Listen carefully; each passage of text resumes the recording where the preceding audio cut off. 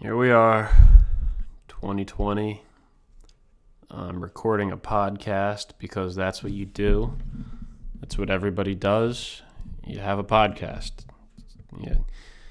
2020, you have two things. You have coronavirus and you have a podcast. That's just the way it is. And, I don't even know. Not much of a talker, and it's just me here. So I just got to keep moving my mouth and just blabbering on.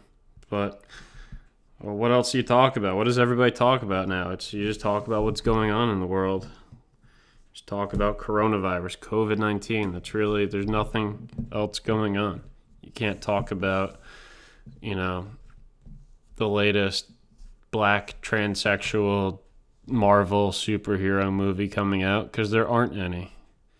Because if you're listening to this in the future, this is, of course, day 9 of the black transsexual genocide, where Antifa started a war, and there's a genocide. Just that's all you have to know. Whatever, just roll with it. All right, this is what you get. You're not paying for this. This is free. It's free. What do you want? We're in a recession. I can't help you out. There's nothing I can do. We're all feeling it, man.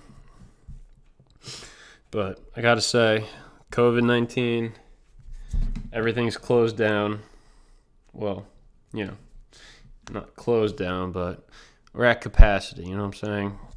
But I think that the one crowd of people who no one's really talking about, they're, of course, the people that are feeling the economic impacts the most are, of course, the strippers. No one's talking about the strippers. Now, I'm an optimistic person. I like to see the bright side of things, or at least hope for the bright side of things, Hope for the best possible outcome. And that's why I believe that the majority of strippers who have been out of work since March have finally, they've taken advantage of this downtime, and they all went and they got their law degrees. That's probably what's going on, I would imagine. But yeah, it's crazy. That's probably going to be the last industry that really comes back from coronavirus. That's my dog. I was in the middle of a good rant. Shut up. I mean, you're rubbing your in everyone's faces, and you can get a lot more than just COVID from going to a titty bar, which I don't really enjoy going to strip clubs that much. I mean, I'm a pretty cheap person, I don't like spending money, and that's literally all you do when you're at a titty bar. And also, like porn is free. So why am I paying to go to a strip club? But, I mean, the thing about free porn, though, like free online porn, is it's really just... Free online porn is really just the new basic cable, except it doesn't cost you anything. I mean, you go to one of these websites, whatever it might be, I don't know, everyone's got their preference, but you go to one of these free websites and you just become, I don't know if desensitized is the right word, but you're just kind of like bored, after a while. Like, you're going from video to video, nothing's really doing it. It's the same. It's like you're watching cable and you're just flipping channels. Instead of having a remote in your hands, you got your dick in your hands. That's the only difference, all right? And you get, it is what it is. It's free, like this podcast. So I guess I shouldn't be complaining about it, but fuck you anyway. I don't know. Just don't know anymore. What am I even supposed to rant about? Never was much of a talker, so maybe I'm in the wrong field here. I mean, it's obviously not professional. You can hear my dog barking in the background, but I don't know. We live in a different world. Everything's different now than what you grew up with, what it was 6 months ago. I saw, there's protests. They kind of died down now, but I was walking the other day down the street, and there was a protest going on, a Black Lives Matter protest, and they were doing the right thing. They weren't crowding each other. They had their signs, they had their chants. They were just doing their thing. And they were wearing masks, so it's fine. I'm all for protesting. I've got no problem with protesting, So I'm walking by, and I see this one guy, and he has a mask on, and on the mask it says, "I can't breathe," and I was like, "Buddy, if you can't breathe, just take the mask off. These things are supposed to save lives, not take them." And he just kind of looked at me, like I was the idiot. It's like, you're the one that's wearing this fucking thing and you can't breathe. So don't give me that look. I just kept walking. I'm not trying to start an argument with anybody, especially not protesters, because then the next thing you know is like, I start talking back to this guy and we go back and forth. And then there's like a bunch of people surrounding me, and eventually they're just going to kind of, fucking blow my eardrum up with a blowhorn or something, I don't know. I'm just not dealing with it. So I kept walking. I don't know. If I'm being completely honest, I'm getting pretty sick of the masks. I mean, I'll wear them because unlike the image of myself in my fantasies, I'm just kind of a complacent pussy like the rest of you people out there, and the government tells me to wear a mask and I do it. But I gotta say, I'm pretty tired of it. Have you ever smelt anything as bad as mask breath? Have you ever smelt anything as bad as your own breath before in your lifetime? Something that we now smell on a near daily occurrence. I mean, my breath smells so bad in my mask. It's like, now I know why they tell girls to wipe up. It's like, now I understand why so many dentists commit suicide. Just because I've smelled my own breath now. I don't know. I'm on a dating app now. Tinder, maybe you've heard of it. It's terrible. Yeah, I mean, I think the problem is Tinder is a young man's game. And not that I'm not young. I'm in my 30s, early 30s, 31. It's not that I'm not young, because I am. But when you're on Tinder, once you have that 3 next to your name, you're like a pro athlete. You're just kind of, you just got to sign that cheap contract and squeeze out one more year of your career. It's terrible. I mean, the first time I was on Tinder, I was 27, and I did okay, I did all right. Better than I thought I was going to do. It was a lot easier back then. You're a little cockier. Life hasn't kicked you in the dick yet.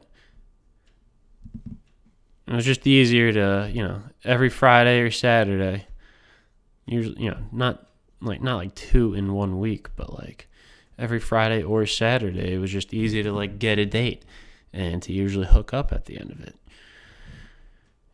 Yeah, the quality of girls, was pretty good. Pretty good. That makes it sound better than it actually was. It was okay. But now it's so much rougher. And I don't know. I think girls can They can smell the confidence fading on you. That's what women are really good at. They can just kind of sense confidence in a man, and you can't fake it. With it, maybe if like she's dumb or drunk, you can probably fake it a little bit. But they know. They can tell. And now apparently they can just they can sense it cybernetically through the magic of an iPhone app. They're evolving. It's okay though. We'll get there. We'll get where we need to be. It takes time sometimes. I'm really bad at filling out like the about me sections on dating apps. Because it's bullshit. It shouldn't be called an about me section because that's not what you're curious. Because no one's honest on them. People try to be cute. I see. So it's weird because as a dude, as a man, I see what women's Tinder looks like because I'm only seeing women's profiles. Now, women aren't seeing each other's profiles. They're seeing all of the men's profiles. I don't know what the men's profiles look like. I only know what the women's profiles look like because that's what I'm scrolling through. And what's interesting is you start to see patterns, like not so much anymore, but like when I was on Tinder earlier in my career, you start to notice that like a lot of women will start to look the same, when you're just like scrolling mindlessly through a picture. Like because you're just scrolling with your dick. Like that's basically what you should do is just take your dick and use that to swipe right or left because that's what you're doing. Just put it in your hand, push down on the screen of your phone, and go right or left. And they all start to look the same after a while, even nowadays. But back then, in the About Me section, so many times I would see a quote from The Office. Usually, almost always, a Michael Scott quote. Most specifically, it would be the Michael Scott quote where he goes, "I'm not superstitious, but I am a little stitious." And so many girls would have that in their profile. And it's like, first of all, ladies, office quotes aren't personalities, right? Nowadays it's Netflix. You just see that's a hobby. That's what you put down as a hobby. I watch Netflix. That's a shitty hobby, okay? It's not a good hobby. It's not a hobby. It's not a hobby at all. So you're not using your brain. You're just a fucking vegetable. That's what you should put down. Be honest with us. You're a vegetable. Because most people aren't interesting, right? And that's what you have to do. You have to sell yourself. You have to make yourself seem interesting. Oh, here's me. There's like a skyline in the background. I'm in the woods. I spend most of my time in the woods. No, you don't. No one does. Park rangers do. But not as much as you make it seem like in your profile. Or it'll be like, oh, here's me tubing. I went tubing the other day, on snow, down the bunny slope at a ski resort, It's like, oh, this girl seems cool. She goes tubing. But it's just a picture. It's just a moment in time. It's just a snapshot. It's just 1 second out of your existence. And what you don't see out of frame is the reason she's tubing is because she's at her 5-year-old retarded nephew Timmy's birthday party. It's not like she goes tubing all of the time. It's just something she did once. But you see this picture and you go, wow, that's cool. That would be a good picture for women to put on their Tinder profiles, because if you're tubing, you're wearing snow clothes, so no one can tell how fat you actually are. Because that's the one thing. It's not the one thing. It's one of many things. For all you gentlemen listeners out there who are also on a dating app, if you're a rookie, why don't you listen to the vet for a second? All right? You've got the head of your dick on the phone, or the foreskin, depending on, where you are in the world right now, I guess. You're swiping right or left. If you get to a picture of a woman, a girl, a teeny bopper, whatever, and they have a very pretty face, but all of their pictures are either selfies of their face or just zoomed in, cropped pictures of their face, and you don't see any of your body, there's a reason for that. They're fat. They're fat. They are fat. And there's nothing wrong with that. All right? Some people are fat. Usually it's by choice. You're not born that way. Sometimes you are. But that's why they're only showing you their face. So just, if you're not into fat girls, swipe left. If you are, you're welcome for that tip. Because think about it. If you're a girl and you have a nice body, what are you going to show off? Because you probably don't have a good personality. But as we have established, most people don't. And that's why About Me sections suck. Because I'm not an interesting person. I work.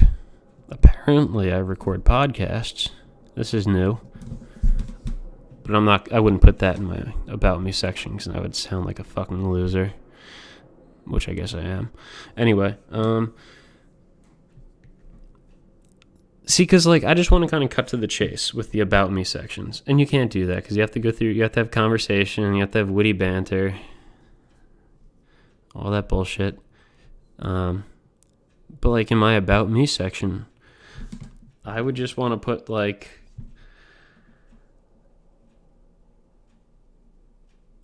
I don't know, I'm tall, kind of funny, sometimes. Sometimes I'm funny. Not always. I have a decent sized dick. It's fun. It's good. I've been told it's good. It's nothing to brag about. I am white, so take that into consideration. But I don't know. You can't just do that. You can't just be like, I have a car. I have a dog. I have a job. Do you want to fuck me? No, it doesn't work that way. You gotta sell yourself. And I don't really feel like selling myself because I'm not a whore. But I can be for the right price. Everyone has their price. And on that note, that's the advice I will leave you with. I hope you have a wonderful whatever day it is you're listening to this.